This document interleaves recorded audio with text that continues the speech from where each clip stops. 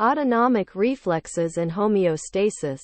The autonomic nervous system regulates organ systems through circuits that resemble the reflexes described in the somatic nervous system.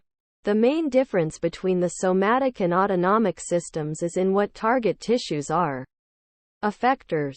Somatic responses are solely based on skeletal muscle contraction. The autonomic system, however, targets cardiac and smooth muscle, as well as glandular tissue. Whereas the basic circuit is a reflex arc, there are differences in the structure of those reflexes for the somatic and autonomic systems. The structure of reflexes. One difference between a somatic reflex, such as the withdrawal reflex, and a visceral reflex, which is an autonomic reflex, is in the efferent branch. The output of a somatic reflex is the lower motor neuron in the ventral horn of the spinal cord that projects directly to a skeletal muscle to cause its contraction.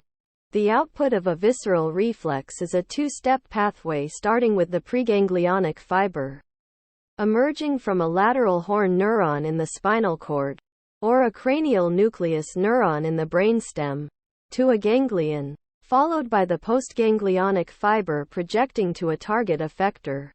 The other part of a reflex, the afferent branch, is often the same between the two systems. Sensory neurons receiving input from the periphery, with cell bodies in the sensory ganglia, either of a cranial nerve or a dorsal root ganglion adjacent to the spinal cord, project into the CNS to initiate the reflex. Figure 1. The Latin root, effer, means to carry. Adding the prefix, ef, suggests the meaning, to carry away, whereas adding the prefix, af, suggests, to carry toward or inward. Afferent branch. The afferent branch of a reflex arc does differ between somatic and visceral reflexes in some instances. Many of the inputs to visceral reflexes are from special or somatic senses, but particular senses are associated with the viscera that are not part of the conscious perception of the environment through the somatic nervous system. For example, there is a specific type of mechanoreceptor, called a baroreceptor, in the walls of the aorta and carotid sinuses that senses the stretch of those organs when blood volume or pressure increases. You do not have a conscious perception of having high blood pressure, but that is an important afferent branch of the cardiovascular and, particularly, vasomotor reflexes. The sensory neuron is essentially the same as any other general sensory neuron. The baroreceptor apparatus is part of the ending of a unipolar neuron that has a cell body in a sensory ganglion. The baroreceptors from the carotid arteries have axons in the glossopharyngeal nerve, and those from the aorta have axons in the vagus nerve. Though visceral senses are not primarily a part of conscious perception, those sensations sometimes make it to conscious awareness. If a visceral sense is strong enough, it will be perceived. The sensory homunculus, the representation of the body in the primary somatosensory cortex, only has a small region allotted for the perception of internal stimuli. If you swallow a large bolus of food, for instance, you will probably feel the lump of that food as it pushes through your esophagus. Or even if your stomach is distended after a large meal. If you inhale especially cold air, you can feel it as it enters your larynx and trachea. These sensations are not the same as feeling high blood pressure or blood sugar levels. When particularly strong visceral sensations rise to the level of conscious perception, the sensations are often felt in unexpected places. For example, strong visceral sensations of the heart will be felt as pain in the left shoulder and left arm. This irregular pattern of projection of conscious perception of visceral sensations is called referred pain. Depending on the organ system affected, the referred pain will project to different areas of the body. Figure 2. The location of referred pain is not random, but a definitive explanation of the mechanism has not been established. The most broadly accepted theory for this phenomenon is that the visceral sensory fibers enter into the same level of the spinal cord as the somatosensory fibers of the referred pain location. By this explanation, the visceral sensory fibers from the mediastinal region, where the heart is located, would enter the spinal cord at the same level as the spinal nerves from the shoulder and arm. So the brain misinterprets the sensations from the mediastinal region as being from the axillary and brachial regions. Projections from the medial and inferior divisions of the cervical ganglia do enter the spinal cord at the middle to lower cervical levels, which is where the somatosensory fibers enter. Disorders of the nervous system. Kehr's sign. Kehr's sign is the presentation of pain in the left shoulder, chest, and neck regions following rupture of the spleen. The spleen is in the upper left abdominopelvic quadrant, but the pain is more in the shoulder and neck. How can this be? The sympathetic fibers connected to the spleen are from the celiac ganglion, which would be from the mid-thoracic to lower thoracic region, whereas parasympathetic fibers are found in the vagus nerve, which connects in the medulla of the brainstem. However, the neck and shoulder would connect to the spinal cord at the mid-cervical level of the spinal cord. These connections do not fit with the expected correspondence of visceral and somatosensory fibers entering at the same level of the spinal cord. The incorrect assumption would be that the visceral sensations are coming from the spleen directly. In fact, the visceral fibers are coming from the diaphragm. The nerve connecting to the diaphragm takes a special route. The phrenic nerve is connected to the spinal cord at cervical levels 3 to 5. The motor fibers that make up this nerve are responsible for the muscle contractions that drive ventilation. These fibers have left the spinal cord to enter the phrenic nerve, meaning that spinal cord damage below the mid-cervical level is not fatal by making ventilation impossible. Therefore, the visceral fibers from the diaphragm enter the spinal cord at the same level as the somatosensory fibers from the neck and shoulder. The diaphragm plays a role in Kehr's sign because the spleen is just inferior to the diaphragm in the upper left quadrant of the abdominopelvic cavity. When the spleen ruptures, blood spills into this region. The accumulating hemorrhage then puts pressure on the diaphragm. The visceral sensation is actually in the diaphragm, so the referred pain is in a region of the body that corresponds to the diaphragm, not the spleen. Efferent branch. The efferent branch of the visceral reflex arc begins with the projection from the central neuron along the preganglionic fiber. This fiber then makes a synapse on the ganglionic neuron that projects to the target effector. The effector organs that are the targets of the autonomic system range from the iris and ciliary body of the eye to the urinary bladder and reproductive organs. The thoracolumbar output, through the various sympathetic ganglia, reaches all of these organs. The cranial component of the parasympathetic system projects from the eye to part of the intestines. The sacral component picks up with the majority of the large intestine and the pelvic organs of the urinary and reproductive systems. Short and long reflexes. Somatic reflexes involve sensory neurons that connect sensory receptors to the CNS and motor neurons that project back out to the skeletal muscles. Visceral reflexes that involve the thoracolumbar or craniosacral systems share similar connections. However, there are reflexes that do not need to involve any CNS components. A long reflex has afferent branches that enter the spinal cord or brain and involve the efferent branches. As previously explained, a short reflex is completely peripheral and only involves the local integration of sensory input with motor output. Figure 3. The difference between short and long reflexes is in the involvement of the CNS. Somatic reflexes always involve the CNS. Even in a monosynaptic reflex in which the sensory neuron directly activates the motor neuron, That synapse is in the spinal cord or brainstem, so it has to involve the CNS. However, in the autonomic system there is the possibility that the CNS is not involved, because the efferent branch of a visceral reflex involves two neurons, the central neuron and the ganglionic neuron.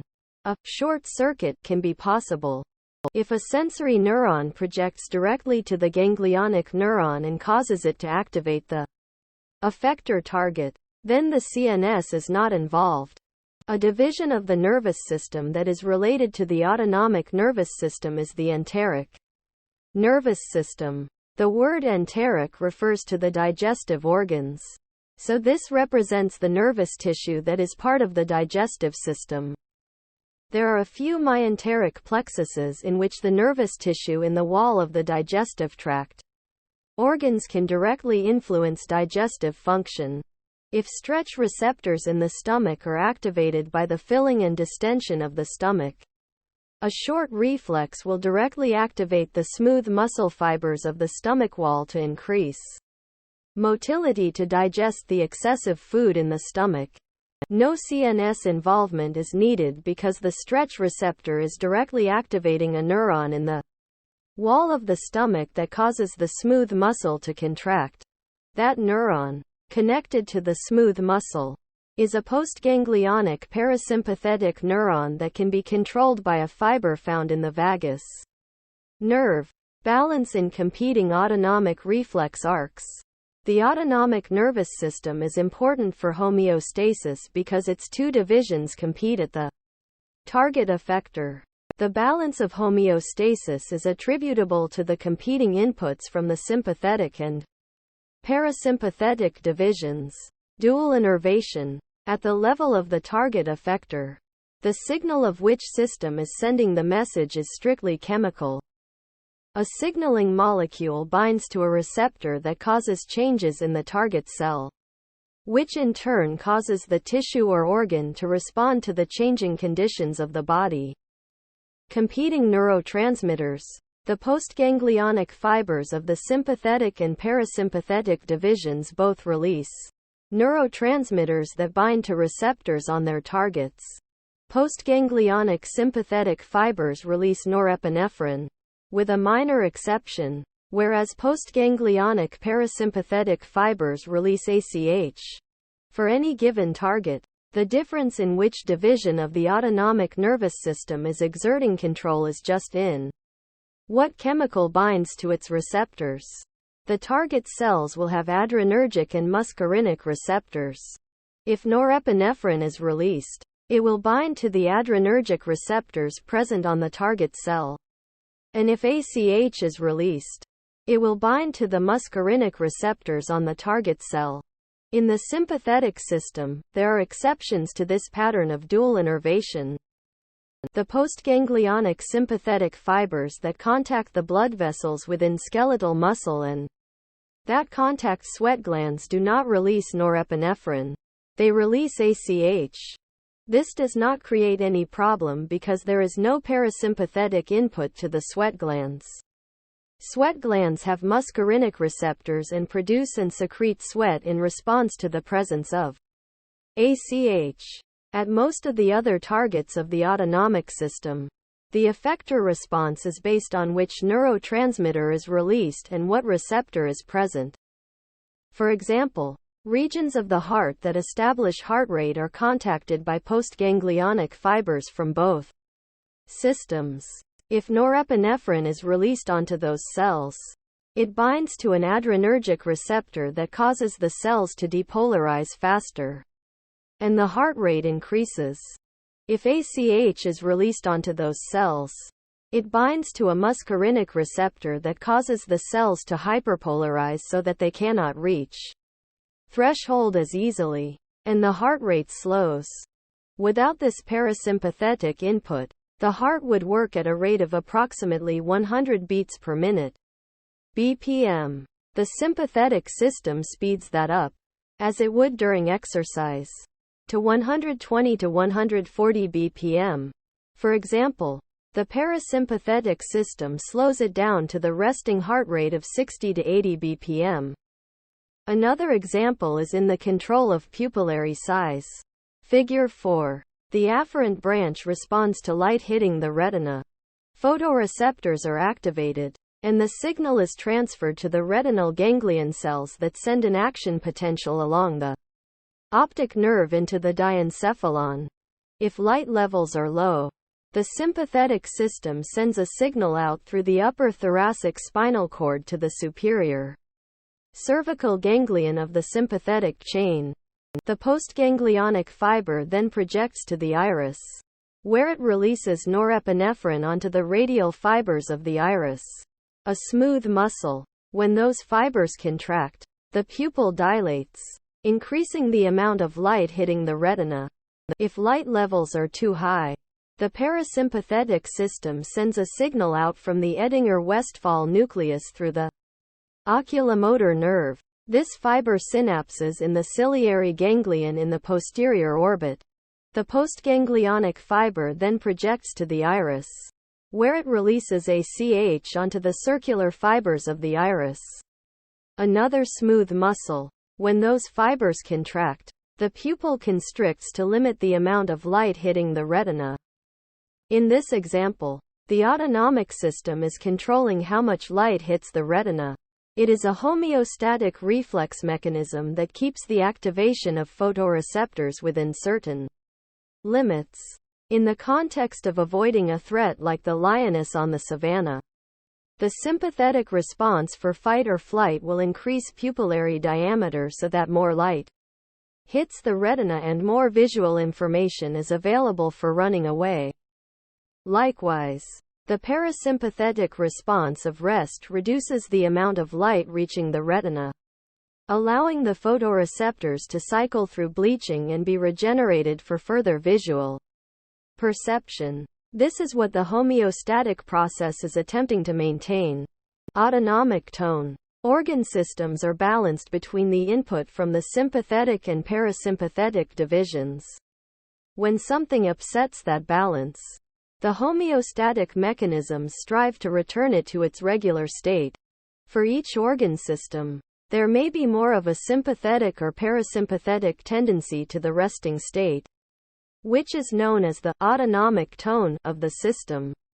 For example, the heart rate was described above, because the resting heart rate is the result of the parasympathetic system slowing the heart down from its intrinsic rate of 100 bpm. The heart can be said to be in parasympathetic tone. In a similar fashion, another aspect of the cardiovascular system is primarily under sympathetic control. Blood pressure is partially determined by the contraction of smooth muscle in the walls of blood vessels. These tissues have adrenergic receptors that respond to the release of norepinephrine from postganglionic sympathetic fibers by constricting and increasing blood pressure.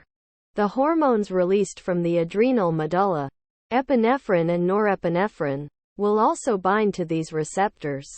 Those hormones travel through the bloodstream where they can easily interact with the receptors in the vessel walls. The parasympathetic system has no significant input to the systemic blood vessels, so the sympathetic system determines their tone. There are a limited number of blood vessels that respond to sympathetic input in a different fashion. Blood vessels in skeletal muscle, particularly those in the lower limbs, are more likely to dilate. It does not have an overall effect on blood pressure to alter the tone of the vessels, but rather allows for blood flow to increase for those skeletal muscles that will be active in the fight or flight response. The blood vessels that have a parasympathetic projection are limited to those in the erectile tissue of the reproductive organs. Acetylcholine released by these postganglionic parasympathetic fibers cause the vessels to dilate, leading to the engorgement of the erectile tissue. Homeostatic imbalances. Orthostatic hypotension. Have you ever stood up quickly and felt dizzy for a moment? This is because, for one reason or another, blood is not getting to your brain, so it is briefly deprived of oxygen. When you change position from sitting or lying down to standing, Your cardiovascular system has to adjust for a new challenge, keeping blood pumping up into the head while gravity is pulling more and more blood down into the legs. The reason for this is a sympathetic reflex that maintains the output of the heart in response to postural change. When a person stands up, proprioceptors indicate that the body is changing position. A signal goes to the CNS, which then sends a signal to the upper thoracic spinal cord neurons of the sympathetic division. The sympathetic system then causes the heart to beat faster and the blood vessels to constrict. Both changes will make it possible for the cardiovascular system to maintain the rate of blood delivery to the brain. Blood is being pumped superiorly through the internal branch of the carotid arteries into the brain. Against the force of gravity, gravity is not increasing while standing, but blood is more likely to flow down into the legs as they are extended for standing. This sympathetic reflex keeps the brain well oxygenated so that cognitive and other neural processes are not interrupted. Sometimes this does not work properly. If the sympathetic system cannot increase cardiac output, then blood pressure into the brain will decrease, and a brief neurological loss can be felt. This can be brief, as a slight wooziness when standing up too quickly, or a loss of balance and neurological impairment for a period of time.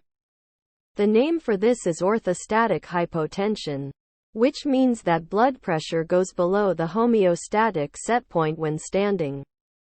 It can be the result of standing up faster than the reflex can occur, which may be referred to as a benign head rush, or it may be the result of an underlying cause. There are two basic reasons that orthostatic hypotension can occur. First, blood volume is too low and the sympathetic reflex is not effective.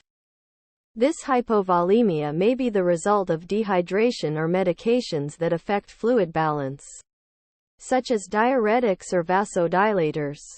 Both of these medications are meant to lower blood pressure, which may be necessary in the case of systemic hypertension, and regulation of the medications may alleviate the problem. Sometimes increasing fluid intake or water retention through salt intake can improve the situation. The second underlying cause of orthostatic hypotension is autonomic failure. There are several disorders that result in compromised sympathetic functions. The disorders range from diabetes to multiple system atrophy, a loss of control over many systems in the body, and addressing the underlying condition can improve the hypotension. For example, with diabetes, peripheral nerve damage can occur, which would affect the postganglionic sympathetic fibers. Getting blood glucose levels under control can improve neurological deficits associated with diabetes.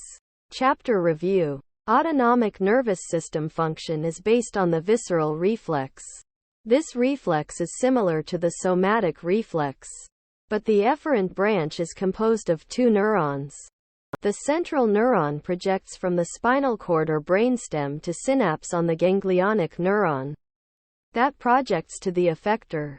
The afferent branch of the somatic and visceral reflexes is very similar, as many somatic and special senses activate autonomic responses. However, there are visceral senses that do not form part of conscious perception. If a visceral sensation, such as cardiac pain, is strong enough, it will rise to the level of consciousness. However, the sensory homunculus does not provide a representation of the internal structures to the same degree as the surface of the body, so visceral sensations are often experienced as referred pain, such as feelings of pain in the left shoulder and arm in connection with a heart attack.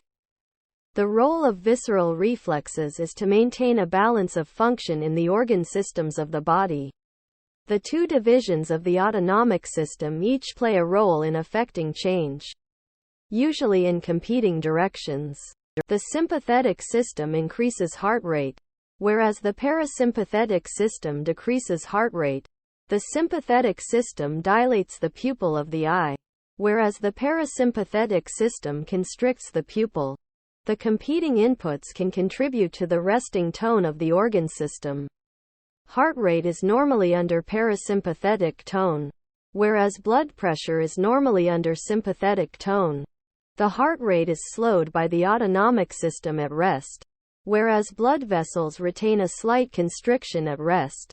In a few systems of the body, the competing input from the two divisions is not the norm. The sympathetic tone of blood vessels is caused by the lack of parasympathetic input to the systemic circulatory system.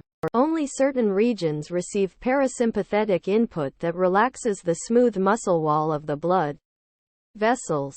Sweat glands are another example, which only receive input from the sympathetic system. Make sure to smash the like and subscribe buttons to receive notifications all new contents.